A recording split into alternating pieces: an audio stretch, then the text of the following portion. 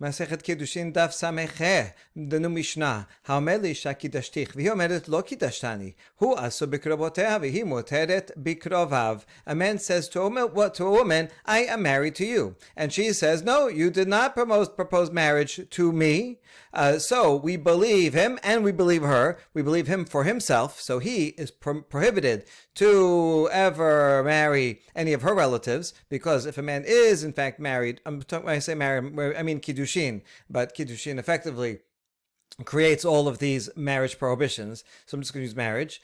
So if a man marries a particular woman, he is forever prohibited to that woman's mother, daughter, if she has from previous marriage, sister, as long as she's alive, right? And so the close relatives. So since he admitted that he did Kiddushin with her, he is prohibited from her relatives. However, she denies it. And so she says, no, not true. Therefore, no prohibition lands upon her. We don't believe him to make a prohibition upon this woman. So therefore, the woman is permitted to marry in the future this man's father, son, brother. He omeret kiddashtani v'hu omer lo kiddashtich. The other way around, she says, you did Kiddushin to me, we are married. But he says, no, not true, I never did Kiddushin with you. He is permitted to then marry her relatives because he denies that there was ever any situation. Her statement does not affect him.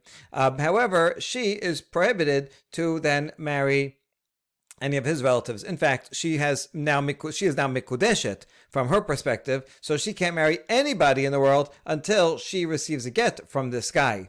Even after she receives a get, she will be prohibited from his close relatives forever. Third case, kiddashtich v'omeret lo kiddashta ela biti. Hu asu bikrovot gedola v'gedola muteret bikrovav. Hu muta bikrovot ketana uktana muteret bikrovav.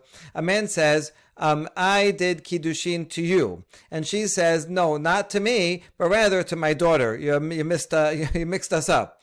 Okay, so he is prohibited to the mother. He is prohibited to the relatives of the mother because we believe him for himself. And so this is just like the first case.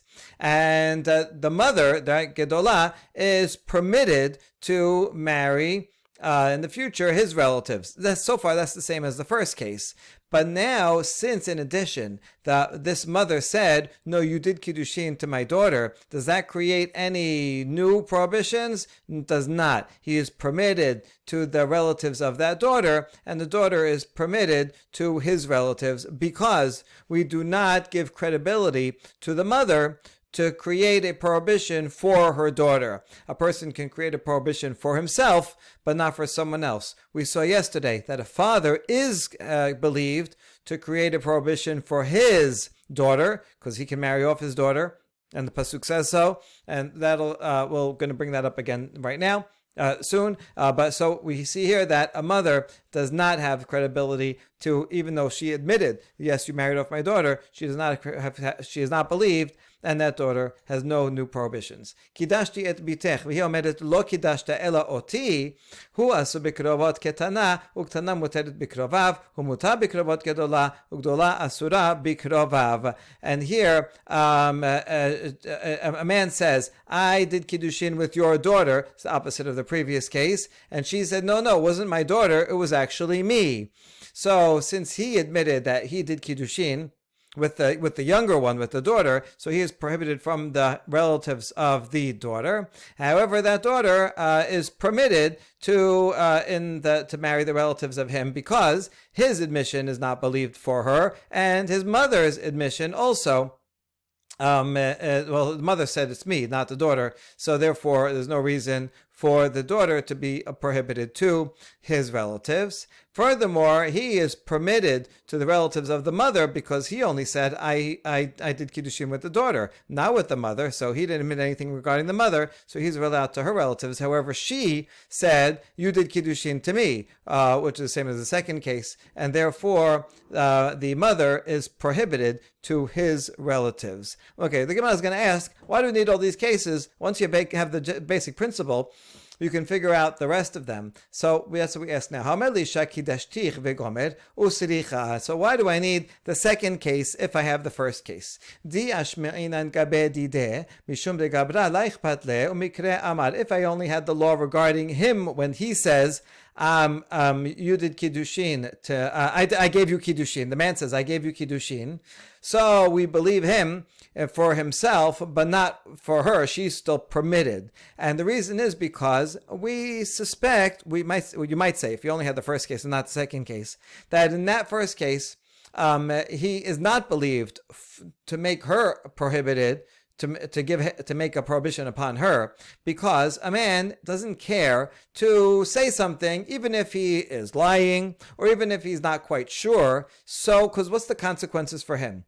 For him, it just means that he will be forever prohibited to this woman's mother, daughter, sister, right, close relatives. Okay, so he's creating a prohibition upon a few people. But that's not a big deal because he could still marry anybody else in the world. And even if he is, in fact, married to this woman, he can go marry another woman also, because a man can marry two women. So therefore, the effect on him is not much. Therefore, we suspect that he might make it up. So we can't believe him. We believe him to create those prohibitions upon him, but we're not going to give him credibility to create prohibitions upon her. However, if I didn't have the second case, I would think, but it's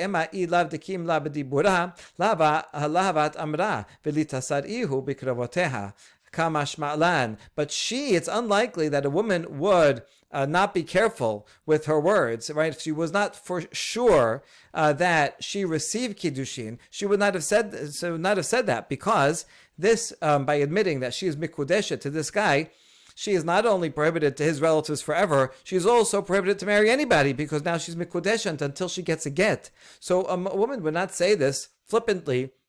If she says it, then we should probably believe that it's true, even to create a prohibition upon him to marry, not to be able to marry her relatives. That's what I might think. So Kamash Malan, I need the second case to say that even when she says we are married, but he says we are not, we do not impose any prohibitions upon him. Now, why do we need the third case? Kiddushtich v'hi omeret. He says, I did Kiddushin to you, and she says, no, it's my daughter. Hatu lamali. Why do I need this? Isterich sakadatech amina medoraita him nerachamana la'av midrabanan himnu ledida v'tita saberata b'dibura kamash malan. I might have thought, I know on a doraita level, the Torah says that a father is deemed credible to say that he married off his daughter. That's what we saw yesterday. It's quoted from the pasuk, et bitinatati la'ish hazeh. So I know that's true midoraita, and there's no doraita way for a mother to be believed. However, I might have thought maybe midrabanan. The rabbis say, listen, if a mother says that my daughter has been married off to you, then maybe we believe her midrabanan, and so therefore, and that would create a prohibition upon the daughter, even if only a drabanan prohibition, it would create a prohibition upon the daughter to marry the relatives of the guy. So that's why Kamash Malan, not so. Even though a father is believed in Midoraita, a mother is not given credibility at all when she says, oh, you married my daughter. Good. Next case, the last one, Kidashti et bitech, when he says, I betrothed your daughter, and she says, no, it was me. Why do I need that case? Hatula mali. Doesn't really add anything. I did it. Tanaha, tananemeha. Oh, since it brought the first three cases, so now it brings the last case to fill it out, to bring all the different possibilities. This is in a switch of the third case. So this was just to fill out, to make it fully structured. The Mishnah adds this, which is interesting. Sometimes the Mishnah wants to give you all the permutations. You could imagine this might be an exercise to students. Okay, here's the basic principles. Now apply it to each one. And this is memorized. And sometimes when the extra clause in the Mishnah says, oh, this is to teach us something new, but sometimes it's there just for its literary aspect. Itmar, Rav Amar Kofin Shmuel Amar Mevakshin. Now we have a two statements of Rav and Shmuel. We don't know what they're saying this about. We just remember the statements. So we have to figure it out. Rav said we force the man in one of these cases to give a get, and Shmuel said no, we can't force him, but we request. The Bet Din says, please give her a get. Ahaya. What case are they talking about? If it's about the first case where he says we are married, but she says no, I don't know who you are, I never accepted Kiddushin to you. So we do not believe him to create any prohibition upon her. Therefore, there is no prohibition on her. She can go and marry anybody she wants. She doesn't need a get. All right, so there's no forcing and there's no asking. She doesn't need a get. Nothing. A get actually will be bad for her. If anything, receiving a get might make her prohibited to a kohen as a reach a get. She doesn't need a get, so it can't be that case. Ela asefa. Rather, must be talking about the second case where she says that I am mikudeshet to you, and that does create a prohibition. So, right, we believe her to create a prohibition upon herself. That now we believe that she is married to this guy, so she needs a get. Now, bishlama mevakshin lehayeh. I understand the opinion of Shemuel, who says we request. Yes, indeed, we should request it. She wants to go marry somebody else. She doesn't want to be stuck to this guy forever, especially this guy is denying that there ever was a Kiddushin. That makes sense that we should ask him, hey, do us a favor. She seems to think for some reason that she is married to you. Can you give her a get so she can go marry somebody else? But to force him, as Rav says, he can come with a claim and say, I don't want to give her a divorce, because if I give her a divorce, then that's basically an admission that I was married, and I will new prohibitions will be created upon me that I can't marry her mother or daughter or sister, and maybe one day I will want to. You have no proof that we are married. She just came, this crazy lady had said, oh, I'm married to her. I'm not, and I don't want to give a get. I don't want to create additional prohibitions upon me when I don't have to. So it will be difficult to explain the Rav. Rather, Rav and Shmuel are in fact not arguing, although it looks like a machloket. They're actually saying two statements one after the other as follows. Amar Shmuel bakshin mimenu liten get, amar Rav im natan get me'asmo kofin oto liten ketubah. Shmuel says we're still talking about the second case, and the Bet Din requests, please give her a get. She thinks that she's married to you. We want her to be able to marry somebody else. So do us a favor and give her a get. To that, Rav adds, if he on his own gave a get without having to be asked, then the Bet Din comes and forces him to give a ketubah as well. Because by giving a get on his own, by his own volition, he decided to. So he's saying, oh, that means that he needed to give a get, which means it's a kind of admission that there was a marriage. If there was a marriage, anytime someone is married and then gets a get, they have to pay a ketubah. You can prove from here, by the way, since here there's only kiddushin, not nisu'in, this is cited as a proof that there is ketubah even after just kiddushin, not even nisu'in.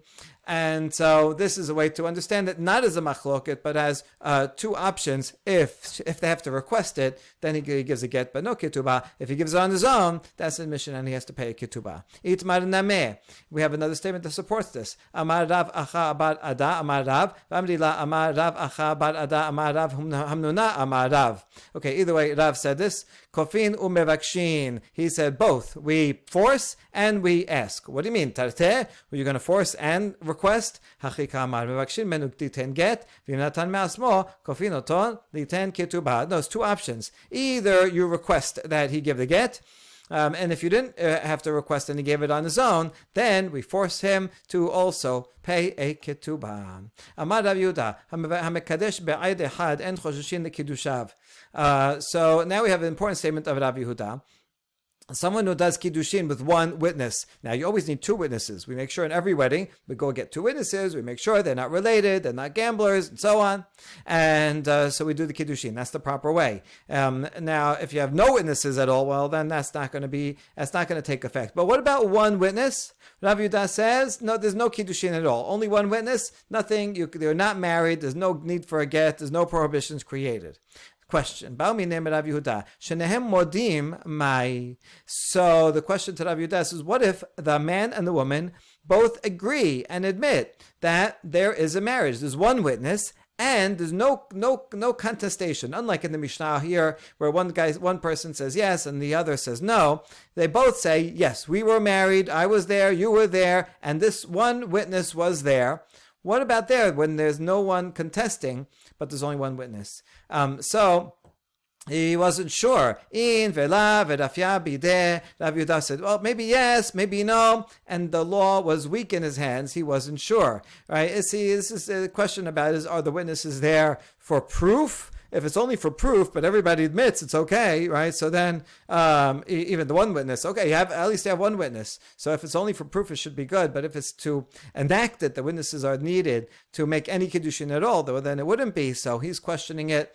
Is one witness enough to do that?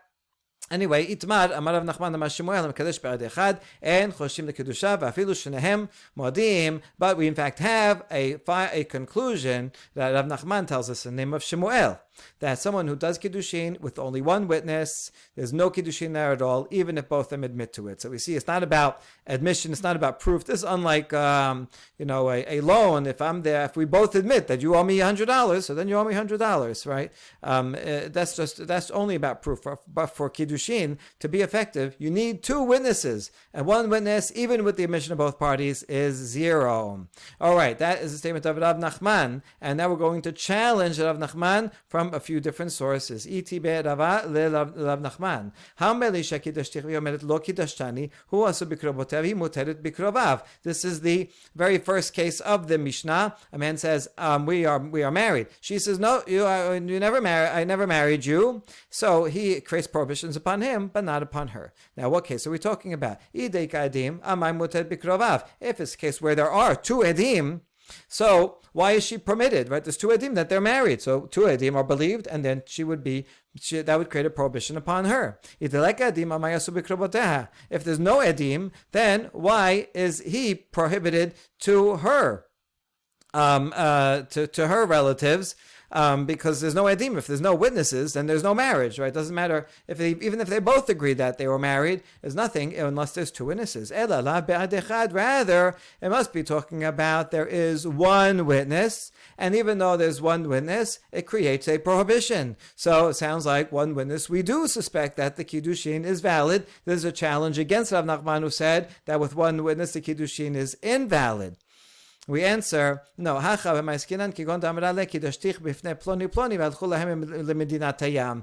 talking about a case, in fact, where there were two. He claims anyway that there were two witnesses. He says, but they're not here. They went to a different country, so I can't produce them. But his claim is that we are fully married and there were two witnesses. She says, no, there was never any marriage, and that's why it creates a prohibition for him, but not for her. This case has nothing to do with one witness at all, so therefore there's no question.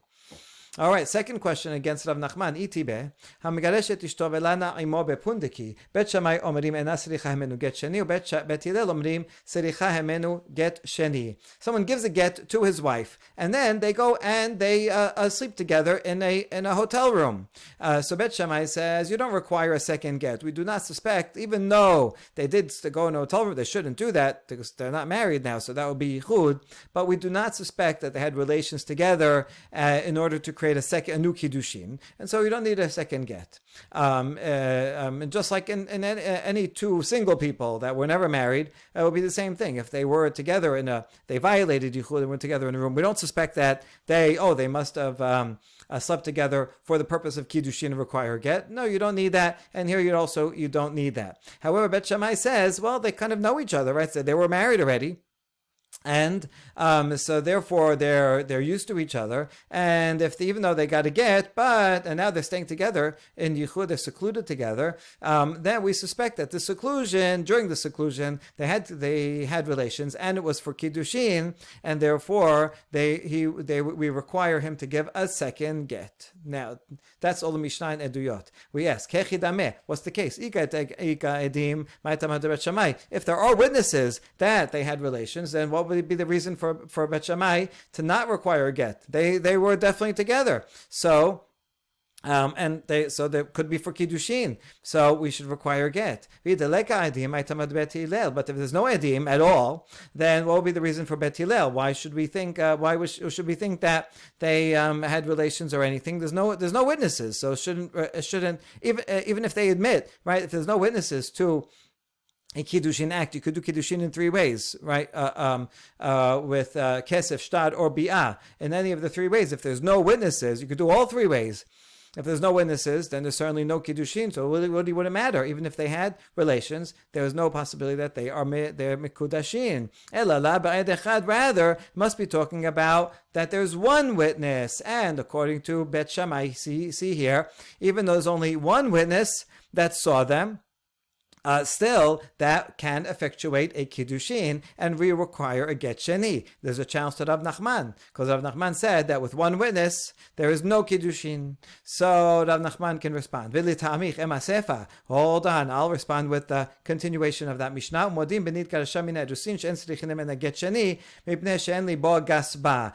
Bet Shammai and Bet Hillel agree that, let's say they only did Kiddushin, and then they got divorced. Even after Kiddushin, you still need a get. So this couple was just did Kiddushin, and then they called off the full marriage before the chuppah. And then they were, maybe they still had a hotel room that they had got for their honeymoon. So they went to the hotel room anyway, even though there was no chuppah. And this is after the get, so there's no Kiddushin. The first Kiddushin is canceled. So they would agree that you don't need a second get because he is not accustomed to her since they were only engaged and were not yet married, didn't have relations yet. So even if they were in a hotel room together, we assume that they did not have relations because they're not used to each other, and so they would not have done that. And therefore even Bet Hillel would agree that you don't need a get just because they were in the hotel room together in this case. Now, if you say,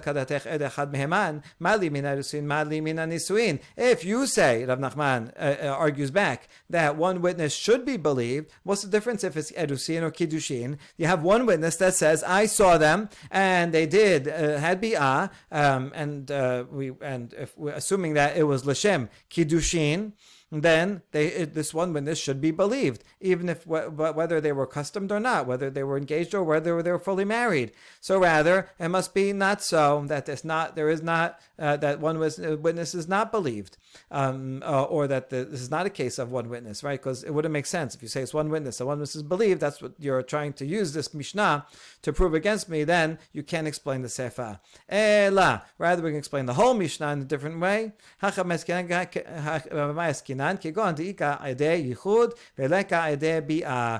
a case where there in fact were two witnesses, but the two witnesses were only testified about the seclusion. We saw this couple go into the hotel room together, and they were not edeh bi'ah. They were not in the room. Generally, you don't need any edim. It's not appropriate to have edim in the room. And in a regular case of regular marriage, if you did kiddushin al edeh bi'ah, you would only need a day yichud, not a day bi'ah. Okay, so he says here we're talking about a case where there are witnesses outside, but not two witnesses. There were two witnesses outside, but not two witnesses inside the room. And Bet Shammai sabre la amrinan hen ade yichud hen ade bi'ah. Bet Shammai says we do not say that these are the same thing. They cannot testify about it. Therefore, this couple, they got to get. They were married, they got a get, and now they were in a hotel room together. Two witnesses saw them go into a hotel room together. Well, we don't know what happened in there. They didn't see bi'ah, so therefore we do not assume anything, and they do not require a second get. Bet Hillel says the same thing. It doesn't matter if they saw them only seclude or if they were in the room and they saw the actual act. Either way, they are trusted. We assume that they did have bi'ah, and therefore it is bi'ah in front. It's bi'ah. There are two witnesses, and that's why they need a second get. But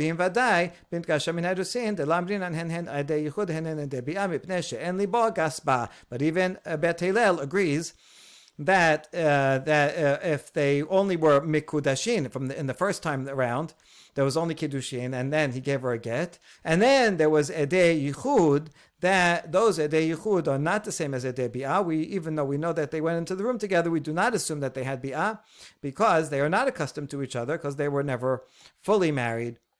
And so we can explain the entire Mishnah talking about two witnesses outside, and this has nothing to do with one witness, and it's not a challenge to Rav Nachman. אמר רב יצחק בר שמעון בר מרתא משמי דרב המקדש ביד אחד אין חודשים לקדושיו אפילו שניהם מודים. And so now we have a few statements that support Rav Nachman. Rav Yitzchak, the son of Shemuel, the son of Martha, and they say the name of Rav, that someone who does Kiddushin with one witness, there's no Kiddushin there. Even if they both agree, I gave her a ring, she said yes, they both say that. But there's only one witness, so that does not take effect. Amar Rabba bar Rav Huna, Hamekadesh bedechad bedina Rabba amre en choshishin lekiddushin. My bedina Rabba Rav. Another statement, also in the name of Rav. The first one was the name of Rav. Here, Rabba, the son of Rav Huna, says someone who does Kiddushin with one witness. The great Bedin said there's no Kiddushin. Who is the great Bedin in relation to the Rabba? It is Rav. Another version of this very statement, Amar Rabba bar Rav Huna Amar Rav. In this case, it's also Rabba saying the name of Rav Huna, who said in the name of Rav, and Rav is the one that said. Someone who Hamikadesh be'edechad be'edina Rabba amre en choshin kedusha ma be'edina Rabba. Rabbi Rav said someone who does kiddushin in front of one witness. The great rabbi said, the great Betin said that there's no Kiddushin at all. Who is the great Betin? And from Rav's perspective, it's his teacher, Rabbi Yehuda Nasi.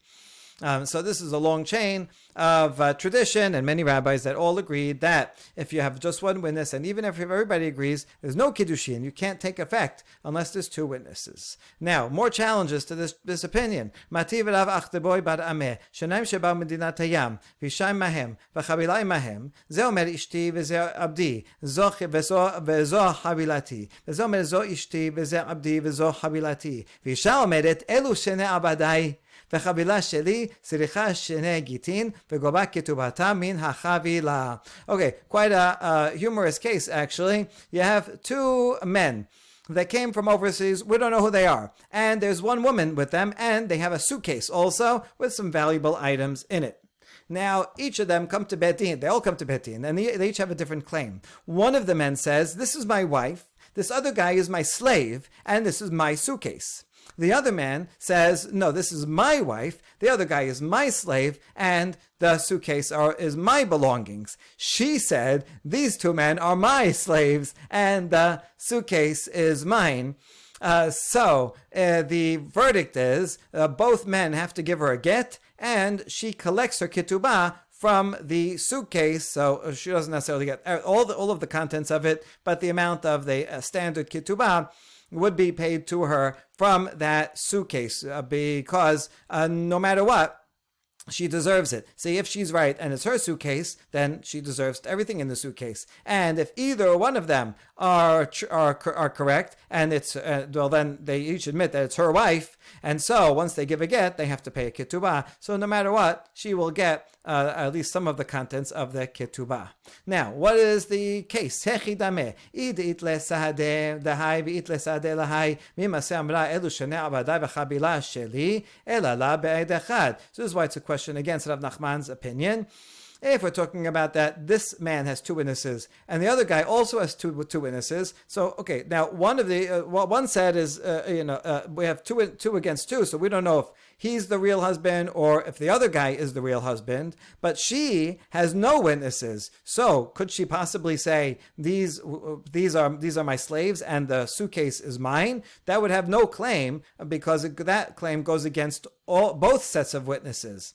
So, and then she would have no claim at all. Rather, it must be that there's only one witness. Each of the men has only one witness, and yet they have to give a get and then pay a ketubah. So that proves that even a marriage with one witness is considered a possible marriage, because you see here that they do have to give a get. They even have to pay a ketubah.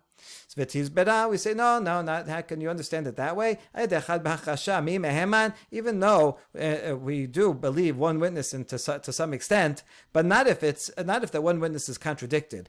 And here, one witness says this guy is married to her, and the other guy said this other guy is married to her. So the witnesses, since they contradict, cancel each other out. And they're not believed at all. See, 2 against 2, even though we don't know which one is right, but that will cancel out the woman's claim. But if it's 1 against 1, they cancel each other out, and the woman still has a claim. So therefore, it can't be that we're talking about one witness. Instead, it's talking about a case where each of these husbands has no witnesses with them.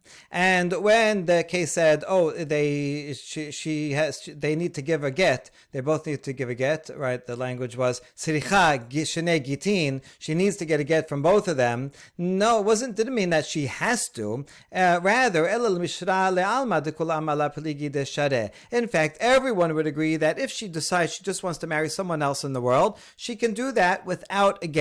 Since they each of these guys has no proof, none of them have 2 witnesses, so there's nothing that they can do that would make her prohibited to either of them. So if she says, okay, listen, forget about it, I'm out of here, I don't care about these guys, I'm going to go marry someone else, that's fine, she can do that. Rather, what does the verdict mean?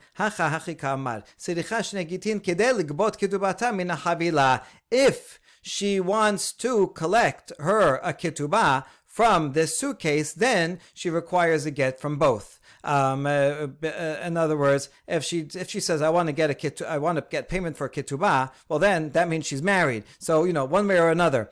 She could say, I'm not married to either one, and then she gets no money. She gets no ketubah because she's not married, so then she gets no ketubah. But if she does want to get a ketubah, then she has to get a get from both, because each of them claim that he says, I'm the husband, the other one says, I'm the husband. She needs to get a get from both.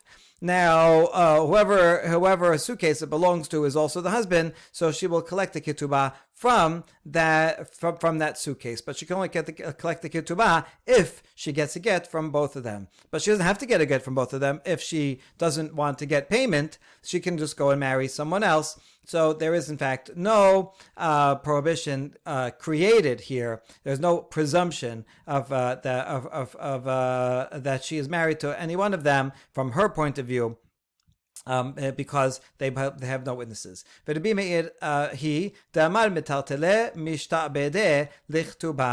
this would assume the opinion of Rabbi Meir, who says that even movable items are leaned to pay a ketubah. The majority opinion says not only land is only a lien on a husband's land to pay ketubah, and here we're talking about a suitcase, but Rabbi Meir does say that even a movable item, one has to pay ketubah pay ketubah from a movable item. Now, my havela, after all those questions against Rav Nachman, what is the bottom line?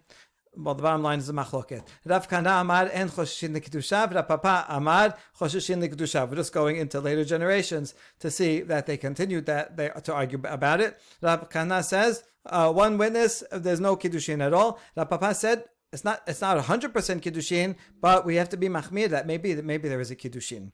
Amar l'Rav Kana, a challenge against Rav Kana that says no Kiddushin. Mai da'atich, they left davar mi mamon. Are you saying that there's nothing because you're making a gezerah shavah between marriage and monetary things? Regarding marriage, it says ki masa ba'ervat davar. And regarding testimony for monetary cases, it says al pi shnayim edim or al pi shalosh edim yakum davar. A matter will be established. And so is that why you're making a gezerah shavah? And just like regarding monetary thing, you need 2 witnesses. So too, regarding prohibition of marriage, you need 2 witnesses to create it, and if there's only one witness is nothing. If you're going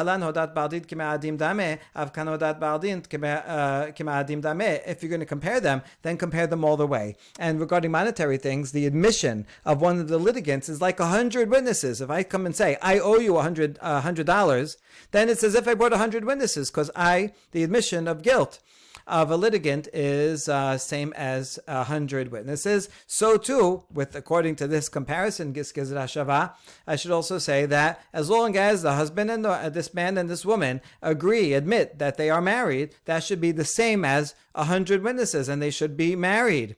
even without witnesses. So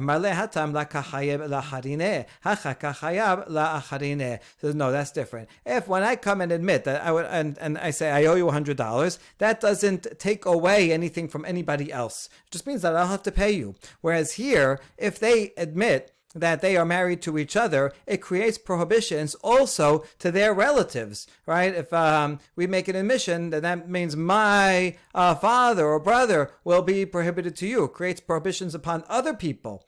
And people, you don't have a right to create prohibitions on other people without witnesses. And so that's why there's a fundamental difference between monetary and prohibitive claims. Mozut Rav Ada Saba Behane de Rav Mari bar Isur Palig Nichsayu Behade Hadadeh. These two brothers, Mozra and Rav Ada, were both the sons of Rav Mari, and they divided their property amongst themselves.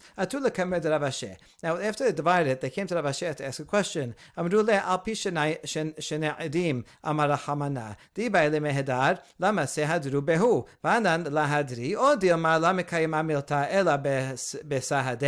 Says, when the Torah said that you that you have to establish a matter based on 2 or 3 witnesses. What does that mean? Does that mean that you only need witnesses if one of the parties decides to retract? So in order to make sure they don't retract and change their mind, so you need proof. Now we don't need it for proof. We trust each other, where we have a good relationship, and therefore we don't need witnesses. We don't mind not having not having witnesses here as proof, because we're not going to trick each other, change our minds, or lie to each other. So we agree that we don't require witnesses. Or does the pasuk mean that the matter is not established? It doesn't take effect. The split of the inheritance does not take effect without witnesses. Similar to a marriage that doesn't take effect without witnesses, even if both parties agree. That was their question, right? Can we do this? Can we split our inheritance without witnesses? And the answer of Rav Asher was, Amar lehu, la ibru sadeh ela l'shakare. Witnesses were only created for liars, meaning against liars, that you only need a witness to protect yourself against someone possibly lying. But if you're not worried about the other party lying, then it's okay. You don't need witnesses in monetary matters. Baruch Adonai Leolam. Amen ve'amen.